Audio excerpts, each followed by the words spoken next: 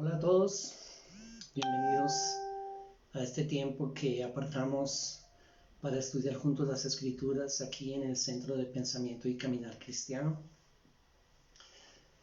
Vamos a estar hoy en el libro de Filipenses, entonces les pido que busquen por favor en sus Biblias este libro de Filipenses en el Nuevo Testamento y también que listen sus notas. Yo recomiendo que puedan anotar y después pueden repasar y leer los contextos que muchas veces no alcanzamos a leer cuando estamos aquí juntos en este tiempo en vivo. Esta carta de Pablo a los Filipenses es una carta muy importante dentro de todas las epístolas que él escribió. Y cuando pensamos en esta carta, uno de los aspectos sobresalientes de la carta de Pablo a los Filipenses es que esta carta ha sido fundamental en el desarrollo de nuestra cristología, nuestro entendimiento de Cristo, la teología que nos habla de la persona de Cristo, la cristología. Esta carta ha sido absolutamente fundamental a través de todos los tiempos hasta nuestros días. Sobre todo cuando pensamos en el capítulo 2 de Filipenses, y encontramos ahí cosas tan importantes y tan fundamentales como el concepto de la kenosis de Cristo. Esa es una palabra griega que nos habla del despojamiento, que se despojó a sí mismo. Son conceptos muy importantes y fundamentales. Entonces el libro de Filipenses es una carta muy importante. Hablemos un poquito del contexto histórico de Filipenses. Esta era una iglesia, la iglesia que estaba en una ciudad llamada Filipos, y es conocida como la iglesia de los filipenses. Esta iglesia o esta comunidad fue muy cercana al apóstol. Conocemos algunas cosas por las cuales había esa cercanía, pero otras tal vez no las conocemos. Pablo sentía esta comunidad como una comunidad muy cercana a su corazón. Ellos también querían muchísimo a Pablo y lo ayudaron financieramente en su ministerio, en sus viajes y en su misión. Él plantó esa iglesia, él inició esa comunidad en su segundo viaje misionero. Acuérdense que Pablo, conocemos 3 viajes misioneros de él. En su segundo viaje, él plantó esta comunidad de una forma bien interesante y bien especial. Si ustedes quieren recordar esa historia, váyanse a Hechos, no ahora, pero más adelante o después, Hechos capítulo 16, y van a encontrar esa historia de cómo Pablo inició esta comunidad. Esa ciudad, la ciudad de Filipo, era una ciudad muy importante, era un centro urbano muy importante para los romanos, pero también era un centro cultural y estaba lleno de cultura y de filosofía griega. Entonces esa ciudad estaba en Macedonia y estaba llena de cultura y de filosofía griega, y a esa ciudad fue a la que ellos llegaron y comenzaron esa iglesia ahí. Ahora la comenzaron pagando un alto precio, porque él, si ustedes leen después el contexto, él tiene esta visión del varón macedonio diciéndole: Pablo, pasa y ayúdanos, y luego él siente que Dios lo estaba dirigiendo allá y obedece, y se fueron allá y llegaron a esa ciudad. Poco tiempo después estaban siendo azotados con varas, que no era algo menor, era algo bien difícil de soportar, y después de azotarlos con varas los metieron a la cárcel, al cepo. Entonces él pagó un alto precio de persecución y sufrimiento y dolor plantando esta comunidad, pero en medio de ese sufrimiento, como ha sucedido casi siempre, en medio de pagar un precio por la persecución, el Señor levantó una comunidad de creyentes ahí, y él está escribiendo esta carta a ellos. Cuando él escribe esta carta, otra cosa bien interesante, cuando la inició fue a dar al cepo. Cuando escribe la carta está en la cárcel, está en prisión. Muy posiblemente está preso en Roma, aunque hay otras hipótesis, pero supongamos que él está preso en Roma y desde la prisión envía esta carta a sus amados hermanos en la ciudad de Filipos, los filipenses. Propósitos hay muchos, pero uno de los propósitos primordiales de la carta a los filipenses fue ayudar esa iglesia a superar un problema que ellos tenían de relaciones interpersonales. Estaban teniendo bastantes dificultades y problemas en sus relaciones unos con otros. Y cuando Pablo escribe esta carta, en parte, uno de los propósitos primordiales de la carta es ayudarles a solucionar esas dificultades que estaban enfrentando. ¿Dónde vemos eso? Si ya están ahí, miren por ejemplo el capítulo 2, versículo 2.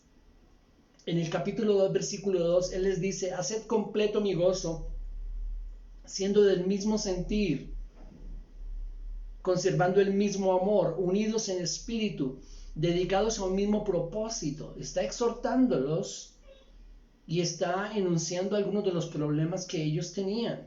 No eran del mismo sentir, no conservaban el mismo amor, no estaban unidos en espíritu, no estaban dedicados a un mismo propósito. Versículo 3, no hagan las cosas por egoísmo o por vanagloria, nada hagáis por contienda, dice la Reina Valera, egoísmo o vanagloria, sino que con actitud humilde cada uno de vosotros considere al otro como más importante que a sí mismo. Versículo 4, no buscando cada uno sus propios intereses, sino más bien los intereses de los demás. Entonces, directamente Pablo está atacando el problema que los filipenses estaban enfrentando. Ahora, miren el capítulo 4.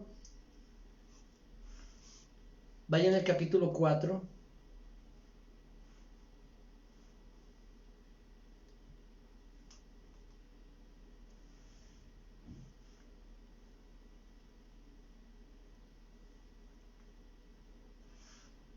Estoy teniendo dificultades aquí con...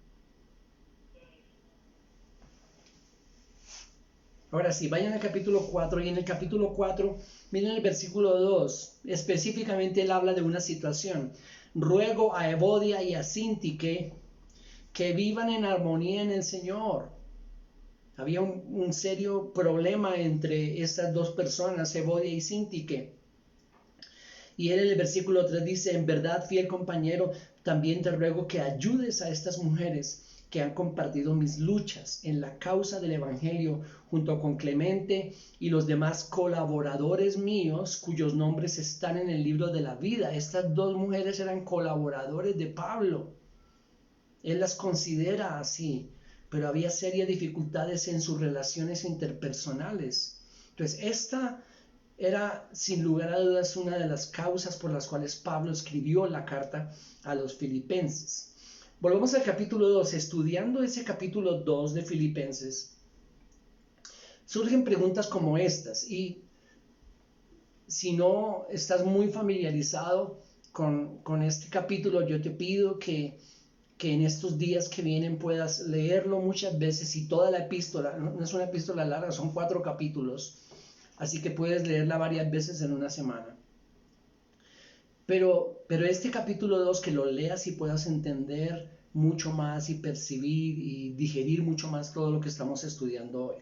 Cuando uno estudia este capítulo, aquí en el capítulo 2, como ya mencioné, está ese precioso texto que nos muestra el entendimiento y nos da el entendimiento de Cristo Jesús despojándose y viniendo y humillándose ante nosotros como hombre y luego muriendo en la cruz, el despojamiento, la kenosis de Cristo. Pero esa es solo parte del capítulo, del texto, porque la otra parte del texto, Pablo, como ya vimos, está hablando de eso, de relaciones interpersonales y de problemas entre hermanos, entre unos y otros, y de orgullo y de vanagloria y de contiendas y de gente haciendo las cosas para ser visto por otros, etcétera, etcétera. Surgen entonces las siguientes preguntas. ¿Qué tiene que ver el despojamiento de Cristo, la kenosis de Cristo, con vivir en armonía? O otra pregunta, ¿qué tiene que ver la humillación del Señor Jesús, la humillación de Cristo y su entrega con una respuesta amable o una muestra de cariño? ¿Qué relación hay? Otra pregunta, ¿qué relación hay entre su muerte y estar interesados por las necesidades de otros, por los intereses de otras personas? Porque tenemos que reconocer que en nuestro estudio, en nuestro entendimiento del Señor y de su palabra, en nuestra cristología, en nuestra teología, muchas veces esas dos cosas no tienen mucha relación. Miren lo que dice o lo que dijo un pastor teólogo americano llamado Kenneth West acerca de esto. Él dice, abro comillas, Pablo no da todo lo que está en la mente de Cristo en estos versículos. Selecciona las cualidades de nuestro Señor que se ajustan a las necesidades de los filipenses en ese momento. Esta falta de unidad entre los santos de Filipos se convirtió en la ocasión para quizás el pasaje cristológico más grande del Nuevo Testamento, que suena a las profundidades de la encarnación. Me gustó mucho lo que él dijo. Está diciendo que esa ocasión de Pablo tratando de ayudar a los filipenses a mejorar las relaciones que había entre ellos y a superar todas estas dificultades de relaciones interpersonales, dio lugar a tal vez el pasaje más importante de nuestra cristología en el Nuevo Testamento, Filipenses capítulo 2. Entonces, estudiando ese capítulo, podemos encontrar o formular esas preguntas y luego dar respuesta a las mismas para aprender y crecer juntos y extraer de este texto, de estos textos, una enseñanza para nosotros hoy.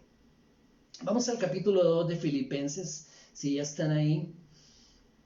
Y vamos a leer un poco y luego poder, repito, tratar de extraer aquí lo que queremos en esta oportunidad.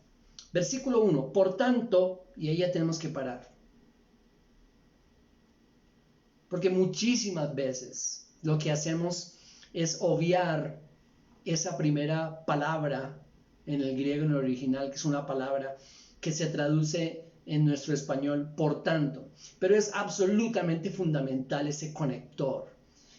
Sigamos y ahorita vemos por qué. Por tanto, si hay algún estímulo en Cristo, si hay algún consuelo de amor, si hay alguna comunión del Espíritu, si algún afecto y compasión. Repito, estoy leyendo en la versión de las Américas. Versículo 2. Haced completo mi gozo, siendo del mismo sentir, conservando el mismo amor, unidos en espíritu, dedicados a un mismo propósito. Nada hagáis por contienda o por vanagloria, sino que con actitud humilde cada uno de vosotros considere al otro como más importante que a sí mismo, no buscando cada uno sus propios intereses, sino más bien los intereses de los demás. Haya pues, versículo 5, haya pues en vosotros esta actitud que hubo también en Cristo Jesús. Hasta ahí, porque el título, si ustedes leyeron o vieron, perdón, el video no era un video, era una presentación anunciando nuestro tiempo de hoy, se llamaba El Froneo de Cristo. Y me imagino que cuando muchos vieron eso o leyeron eso dijeron, ¿what? ¿Qué es eso? ¿Qué es ese froneo de Cristo? Ese froneo es una palabra griega que vamos a estudiar en un momento. Pero Filipenses 2.5 realmente le da fundamento, base a nuestro estudio de hoy. Y lo que Pablo dice en Filipenses 2.5, repito, voy a leerlo de nuevo, haya pues en vosotros esta actitud que hubo también en Cristo Jesús. ¿Cuál fue esa actitud o esa froneo? Porque esa es la palabra que se usa en el original griego. Él dice en el 6, el cual, aunque existía en forma de Dios, no consideró el ser igual a Dios como algo a que aferrarse, sino que se despojó a sí mismo tomando forma de siervo, haciéndose semejante a los hombres. Y hallándose en forma de hombre, se humilló a sí mismo, haciéndose obediente hasta la muerte y muerte de cruz. Por lo cual Dios también le exaltó hasta lo sumo y le confirió el nombre que es sobre todo nombre, para que al nombre de Jesús se doble toda rodilla de los que están en el cielo y en la tierra y debajo de la tierra, y toda lengua confiese que Jesucristo es Señor, para gloria de Dios Padre. Tengo que confesarles que por muchísimos años que he estado caminando con el Señor y tratando de aprender cada día más, he escuchado muchísimos mensajes y sermones y estudios y he leído exposiciones acerca de Filipenses 2 y casi siempre este es el texto que se usa. Este es el texto que se estudia, este es el texto que se expone. ¿Cuál? Del versículo 6 en adelante. Hablando, por supuesto, de algo tan importante como la kenosis de Cristo, su despojamiento, su humillación, su obediencia, su entrega, su muerte. Y cómo Dios, habiendo obedecido, lo exaltó y le confirió ese nombre que es sobre todo nombre. Entonces, muchísimas exposiciones y mensajes y sermones, canciones muchísimas hablando de esta cristología nuestra tan importante. Pero muy pocas veces he escuchado yo que se relacione esta cristología con el resto del contexto del capítulo, del texto. Porque lo que estamos diciendo es que el texto más importante de nuestra cristología en el Nuevo Testamento viene de una exposición de Pablo tratando de ayudar a estos hermanos de esta comunidad a mejorar problemas que tenían en su relacionamiento unos con otros. Y básicamente podemos decir desde ahora, porque creo que es parte de la conclusión también, que para que nosotros podamos entender cómo poder vivir como hijos de Dios y cómo tratarnos los unos a los otros y solucionar todos esos problemas que los filipenses tenían, que la iglesia ha tenido por todos los tiempos y que nosotros tenemos hoy, porque estamos exactamente igual que los filipenses, con esas mismas dificultades, encontramos en nuestro propio corazón, pero también en nuestro relacionamiento con los demás, orgullo y vanagloria y egoísmo. Nos interesamos solo por nuestros intereses y no por los de los demás. Tratamos de suplir nuestras necesidades y no la de los otros. Todo eso que ellos vivían, lo vivimos nosotros hoy en día. Y lo que Pablo está diciendo, lo que el texto está diciendo es que para que nosotros podamos entender y aprender cómo vivir como hijos de Dios, superando todos esos pecados, necesitamos cristología. Necesitamos este entendimiento de la persona de Cristo. Y es cuando ese conector del versículo 1 se vuelve muy importante.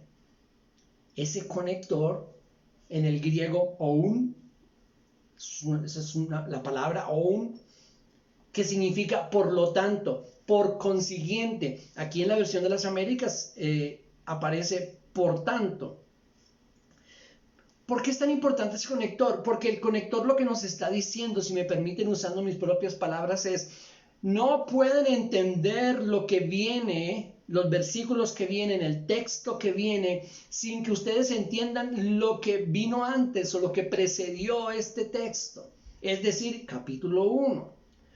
Por consiguiente, nos muestra que necesitamos entender lo que se dijo antes de lo que venía hablando Pablo, para que nosotros podamos entender de lo que está hablando aquí en el capítulo 2. Así que vamos al capítulo 1. Capítulo 1 de Filipenses, y vamos a hacer caso a ese conector y tratar de entender de qué venía hablando Pablo, cuál es el contexto del capítulo 1 para poder entrar al capítulo 2 y entender mucho mejor lo que se nos dice ahí. Me encantaría poder hacer una exégesis de todo el capítulo 1, pero no podemos por tiempo. Así que les propongo lo siguiente: yo tengo un resumen del capítulo 1. Pero ese es mi resumen.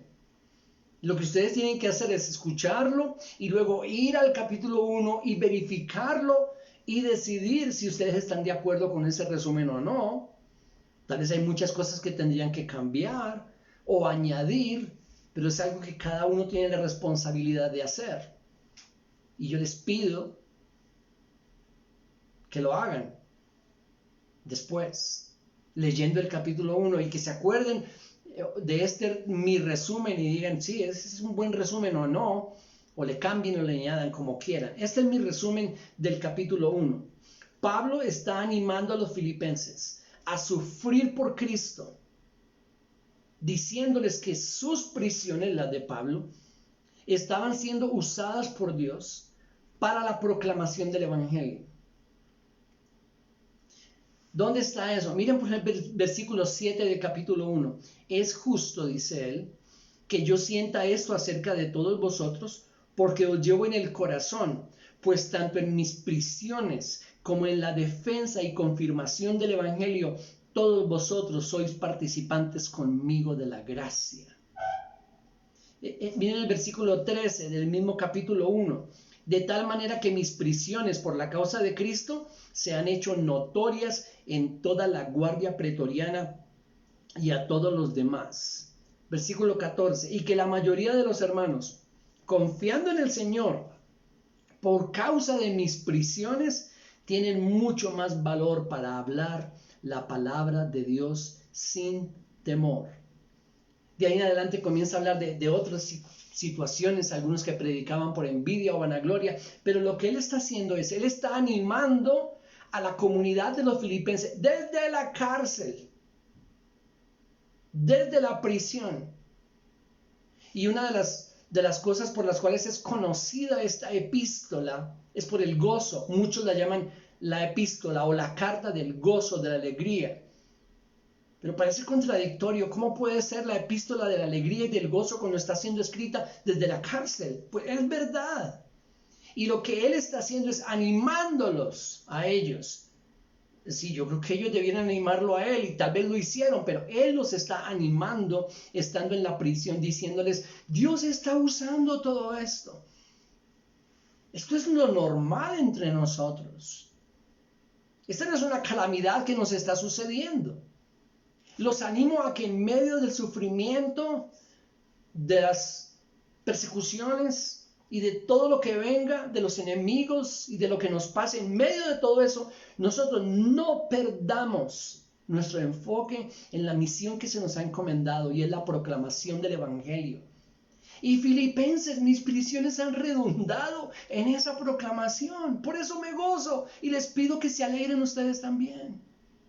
Y que no se dejen amedrentar. No, por ningún motivo. Tenemos que hacer nuestra misión. Tenemos que proclamar el Evangelio. Y Él los está animando a hacer eso. Continúo con mi resumen. Los exhorta a luchar unánimes por la fe del Evangelio, aún enfrentando el sufrimiento que eso conlleva. Pero la mejor defensa y la mejor proclamación del Evangelio la llevamos a cabo a través de la forma en que vivimos. A través de la forma en que vivimos. Miren el versículo 27 del capítulo 1. Solamente comportaos de una manera digna del Evangelio de Cristo. De modo que ya sea que vaya a veros o que permanezca ausente, pueda oír que vosotros estáis firmes en un mismo espíritu, luchando unánimes por la fe del Evangelio. Una vez más, Pablo está atacando el problema que los filipenses estaban enfrentando en ese momento, que era un problema serio, que estaba carcomiendo la comunidad. Y Pablo les dice, les pido solamente una cosa, vivan de una manera digna del Evangelio que se nos ha proclamado y que nosotros somos llamados a proclamar. Esa es la mejor forma en que podemos proclamar el Evangelio, la forma en que vivimos. La forma en que vivimos. Básicamente lo que está haciendo es diciendo exactamente lo mismo que Cristo dijo. El mundo va a conocer que ustedes son mis discípulos porque se aman los unos a los otros. Y los filipenses no lo estaban haciendo. Repito, había envidia entre ellos, odio, rencor, peleas, vanagloria, tal vez luchas por títulos, por posiciones, por privilegios. Esa es la luz que brilla en medio de las tinieblas, les dice él en el capítulo 2. Miren el capítulo 2 y vayan al versículo 12 de ese capítulo.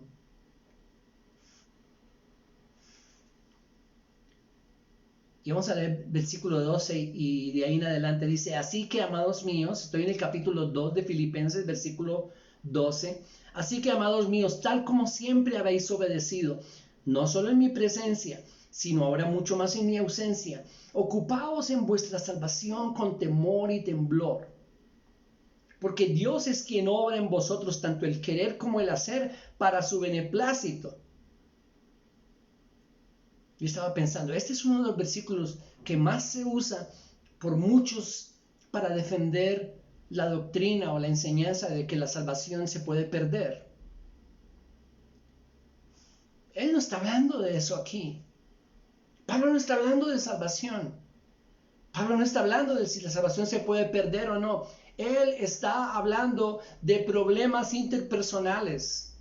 Está diciéndole Filipenses, tienen que solucionar, tienen que arreglar, tienen por la gracia de Dios acabar con todo eso que hay entre ustedes. Todas esas peleas, todas esas disensiones, todas esas divisiones, todo ese orgullo, todo ese odio, todo ese rencor, toda esa vanagloria. Porque si somos llamados a proclamar el Evangelio, eso no les sirve. Vivan de una manera digna del Evangelio que ustedes han recibido.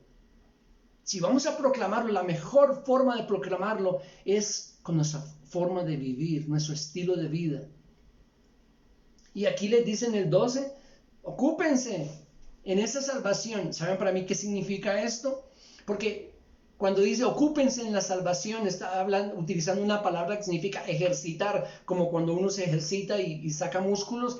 Eso es lo que le está diciendo. Ejerciten esa salvación, ejerciten esa gracia, usen lo que Dios les ha dado para vivir de una manera digna. Versículo 13, porque Dios es quien obra en vosotros tanto el querer como el hacer para su beneplácito. 14, haced todas las cosas sin murmuraciones ni discusiones, para que seáis irreprensibles y sencillos, hijos de Dios sin tacha, en medio de una generación torcida y perversa, en medio de la cual resplandecéis como luminares en el mundo. Capítulo 1, ese es mi resumen. Filipenses, somos llamados a proclamar el Evangelio, aún en medio de persecuciones y cárceles y azotes, lo que sea.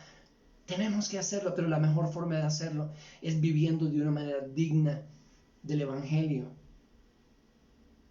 Y todo eso que está pasando entre ustedes no les sirve, no les ayuda. Esa no es una forma digna de vivir del Evangelio como hijos de Dios. Si vamos a ser luminares en un mundo oscuro, tenemos que luchar contra todas estas cosas que ustedes están viviendo. Repito,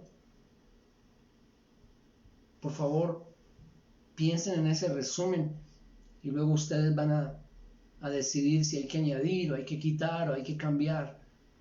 Esa es una responsabilidad de cada uno. Pero ese es el resumen del capítulo 1, porque sin ese entendimiento de lo que Él está diciendo en el capítulo 1, de lo que Él está exhortando en el capítulo 1, de lo que Él está atacando, no podemos pasar al capítulo 2 por el conector que hay en el versículo 1 del capítulo 2. Por consiguiente, y como ya vimos el resumen y tenemos un entendimiento mayor de lo que Él está diciendo en el capítulo 1, ahora sí entramos al capítulo 2. Y en el capítulo 2, versículo 1, Él dice, por tanto, ya que vengo hablando de todo esto, ahora sí digo, si hay algún estímulo en Cristo, si hay algún consuelo de amor, si hay alguna comunión del Espíritu, si hay algún afecto y compasión.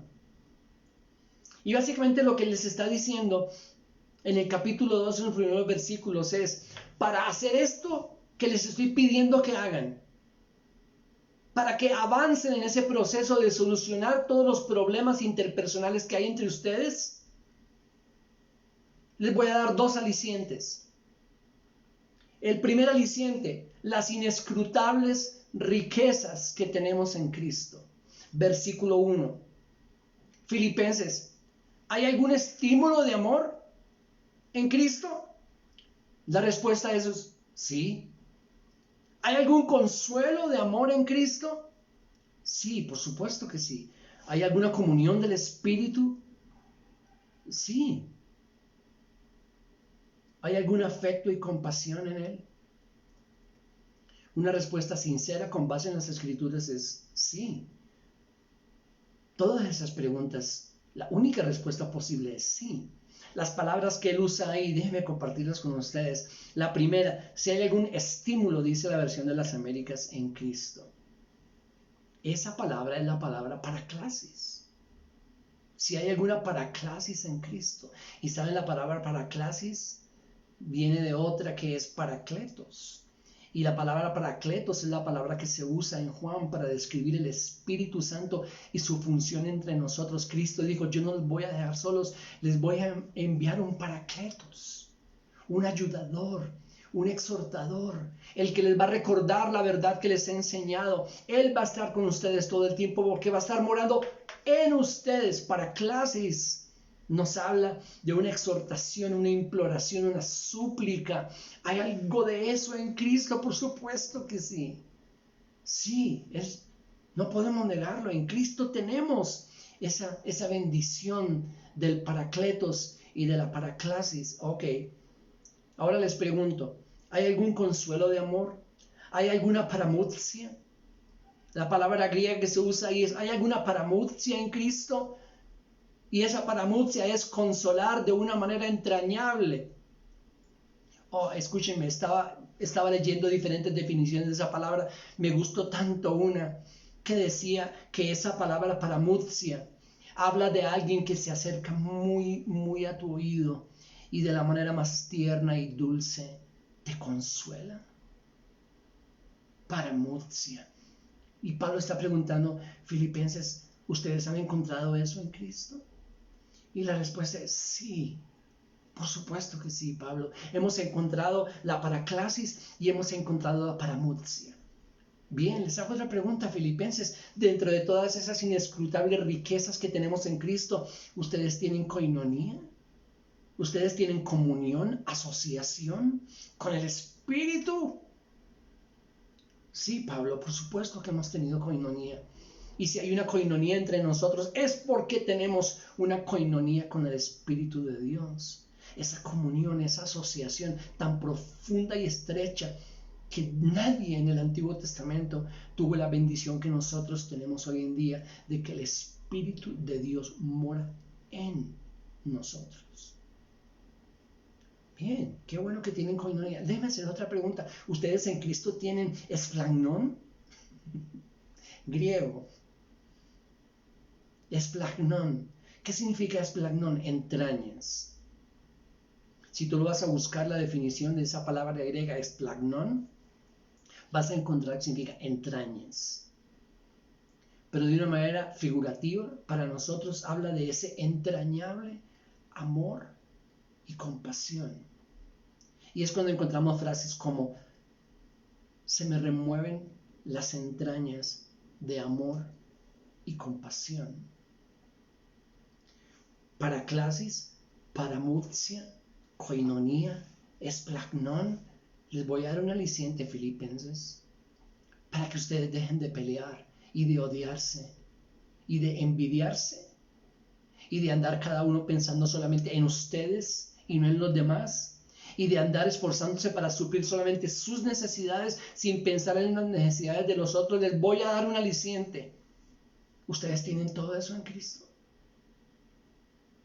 Sí, Pablo, lo tenemos. Entonces, luchen por la gracia de Dios para mejorar sus relaciones interpersonales. Ese fue el primer aliciente. ¿Cuál es el segundo aliciente? Pablo, versículo 2 de capítulo 2. Haced completo mi gozo, siendo del mismo sentir, conservando el mismo amor, unidos en espíritu, dedicados a un mismo propósito. Lo que yo creo, lo que yo entiendo, y ustedes pueden, por favor, háganlo, ir y averiguar mucho más y leer y profundizar acerca de qué quiso decir él cuando él dice, completen mi gozo. Esto es lo que le está diciendo. Filipenses, el primer aliciente son las inescrutables riquezas que tenemos en Cristo y solo menciono algunas. Pero el segundo aliciente es, Filipenses, yo les estoy dando un ejemplo por la gracia de Dios. Yo desde aquí con esta carta los estoy animando. Les estoy diciendo cuán queridos son, les estoy dando ánimo, les estoy dando fuerzas para seguir adelante y les estoy diciendo en toda esta carta, regocíjense en el Señor, regocíjense en el Señor, gócense en Él. Yo les estoy diciendo, ustedes no están en prisión. Ustedes de pronto no están siendo perseguidos como yo estoy siendo perseguido. Ustedes no sintieron todos esos azotes con varas. Pero yo les estoy diciendo que la mejor opción que tenemos es regocijarnos en el Señor aún en medio de todas esas dificultades. Así que yo tengo fundamento para decirles, completen mi gozo, completen mi alegría. Completen mi alegría, por ejemplo, cuando yo escuche que ustedes están luchando, que ustedes están trabajando y por la gracia de Dios se está disminuyendo toda esa vanagloria y ese orgullo y ese enojo y esa ira y esas contiendas y esas divisiones, peleas y ese menosprecio de unos a otros. Cuando yo escuche eso, eso va a completar este gozo que yo estoy sintiendo, que les estoy expresando, que les estoy animando a experimentar. Completen mi gozo. ¿Cómo? Sean del mismo sentir, conserven el mismo amor, unidos en espíritu, dedíquense a un mismo propósito. ¿Cuál sería ese propósito? Él claramente lo expresó en el capítulo 1. Tenemos un propósito, tenemos un llamado, proclamar el Evangelio de Cristo. Completen mi gozo. Vamos al versículo 5.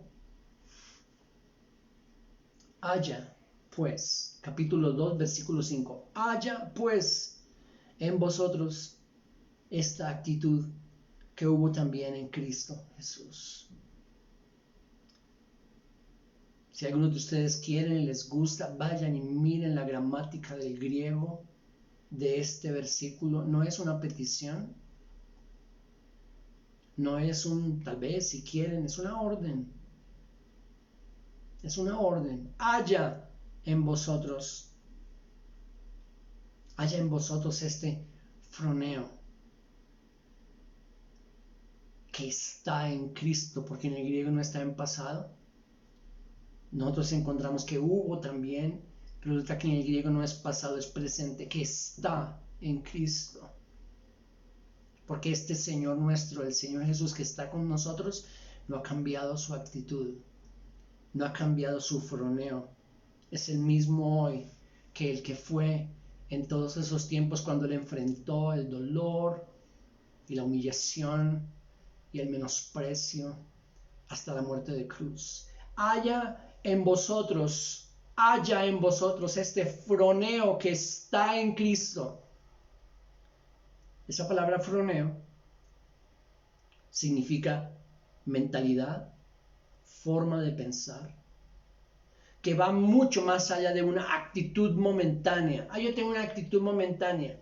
De pronto me esfuerzo y me comporto de esta manera en este momento. No, eso no es froneo. Froneo es una forma de pensar que te lleva a una forma de vivir, porque esa es la forma en que tú piensas. Nosotros vivimos y lo que vivimos es por lo que pensamos. La forma en que pensamos nos lleva a vivir la forma en que nosotros vivimos. Froneo es mentalidad, es mindset. Es mentalidad, es forma de pensar. No es una actitud, no es una actitud momentánea. Dentro del amplio significado de esa palabra froneo, también están los siguientes significados. Poner la mira en algo. Y déjeme decirle cuándo fue usada esa palabra. Una de las ocasiones en que fue usado froneo, hablando de poner la mira en algo. ¿Se acuerdan cuando en Mateo 16, 23, Cristo reprendió a Pedro y le dijo, quítate de delante de mí, Satanás? Porque tú froneo en las cosas de la tierra y no en las del cielo y no en las de arriba. Froneo, pones la mira, te enfocas, pones toda tu pasión ahí, tu énfasis, froneo. poner la mira en algo, trabajar en eso, dedicarse a eso.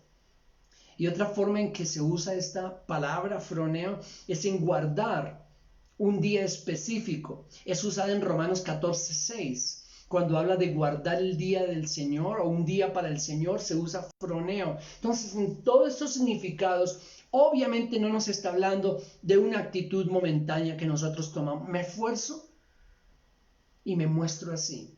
Me esfuerzo y le sonrío a la persona que no puedo pasar. Me esfuerzo y le doy una palabra amable y un poco hipócrita a aquel con quien no comparto ni me cae bien. Eso no es froneo. Haya en vosotros este froneo que hubo en Cristo, esta forma de pensar que nos lleva a una forma de vivir. Froneo, y esta es una definición de Martín, así que mucho cuidado, examínenla. Froneo es una forma de pensar que se desarrolla a través de una decisión férrea acompañada de acciones prácticas. Son decisiones férreas acompañadas de cosas prácticas, de acciones prácticas. Repito, froneo es una forma de pensar que no viene de un momento a otro. No nos despertamos de pronto una mañana con una forma de pensar, ¿cierto que no? Una forma de pensar, una mentalidad se desarrolla con tiempo, con trabajo, con vivencia, con experiencia.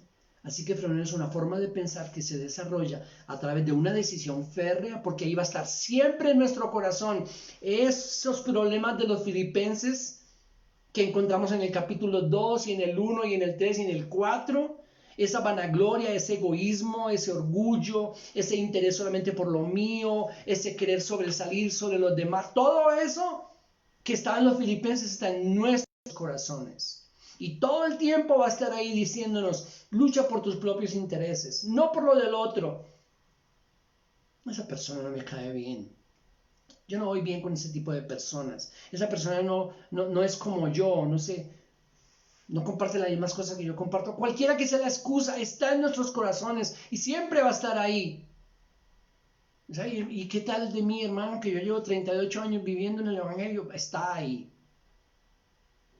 Y mañana va a querer que tú seas egoísta y que yo sea egoísta y que me vanagloríe o que mire a los demás por encima del hombro o que menosprecie a alguien. Ese es nuestro corazón. Y por eso ese froneo se desarrolla a través de decisiones férreas, que cuando tu corazón te diga, menosprecia a esa persona, te diga, no voy a hacer eso. No voy a decirle eso a esa persona para hacerla sentir inferior o para desquitarme o para que yo me sienta mejor o más grande o más importante. Decisiones férreas acompañadas de acciones prácticas. Y Pablo las da aquí, tal vez no todas, pero algunas. Concluyamos. ¿Cuál sería la conclusión hoy?